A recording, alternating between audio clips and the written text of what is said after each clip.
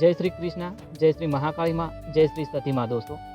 દોસ્તો શું આપણા મનમાં આવતા વિચારો સાચા પડી જાય છે?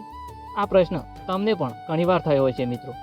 ઘણા લોકોને એવું લાગે છે કે મારા મનમાં જે વિચાર આવે છે, જે ડર આવે છે, જે સપનાઓ આવે છે, તે બધું જ સાચું પડી જાય છે. ખાસ કરીને જ્યારે આપણે મનમાં કોઈ ખરાબ વિચાર કરતા હોઈએ ત્યારે વ્યક્તિ અંદરથી ગભરાઈ જાય છે મિત્રો. તેને લાગે છે કે હવે મારી સાથે કંઈક ખરાબ થવાનું છે. પરંતુ મિત્રો, આ એક ખૂબ જ મોટો ભ્રમ છે. સમજો મિત્રો, જો મનમાં આવતા દરેક વિચાર સાચા પડી જતા હોય તો આ દુનિયામાં કોઈ પણ માણસ સુખી રહી શકતો ન હોય. કારણ કે દરેક માણસના મનમાં દિવસ દરમિયાન હજારો વિચારો આવે છે. તેમાં સારા પણ હોય છે અને ખરાબ પણ હોય છે. પરંતુ શું બધા વિચારો સાચા પડે છે? બિલકુલ નહીં. હકીકતમાં વિચાર માત્ર મનની એક કલ્પના છે મિત્રો. તે મનનો પડછાયો છે, કોઈ ભવિષ્યવાણી નથી.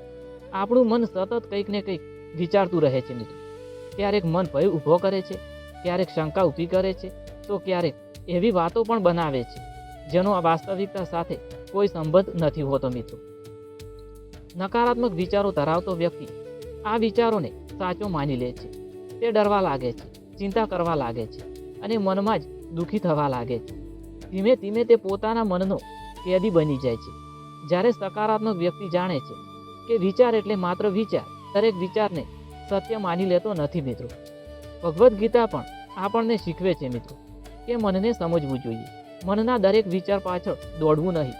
કારણ કે મન ક્યારેક મિત્ર બને છે તો ક્યારેક ભ્રમ પણ પેદા કરે છે, વહેમ પણ પેદા કરે છે. મિત્રો યાદ રાખજો, તમારા મનમાં કોઈ ખરાબ વિચાર આવે એટલે તે સાચો પડી જશે એવું માની નથી લેવાનું. કોઈ ડરામણું સપનું આવે એટલે તે હકીકત બની જશે તેવું માની લેવાનું નથી. તમારું ભવિષ્ય તમારા વિચારો પર નહીં પરંતુ તમારા કર્મોથી બને છે. એટલે જ આજથી મનમાં આવતા દરેક નકારાત્મક વિચારોથી ડરવાનું બંધ કરો મિત્રો. તે માત્ર એક પસાર થઈ જશે. જેમ વાદળ જાય છે, વાદળ આવે છે અને વાદળ ચાલ્યા જાય છે, એ જ રીતે વિચારો પણ આવતા રહેશે અને જતા રહેશે. જ્યારે તમે આ સત્યને સમજી જશો મિત્રો, ત્યારે તમારા મનનો ડર, ચિંતા અને બિનજરૂરી વહેમ ધીમે ધીમે દૂર થવા લાગશે અને ત્યારે જ તમે સાચી શાંતિ અનુભવ કરી શકશો. ધન્યવાદ દોસ્તો. જય શ્રી કૃષ્ણ. રાધે રાધે.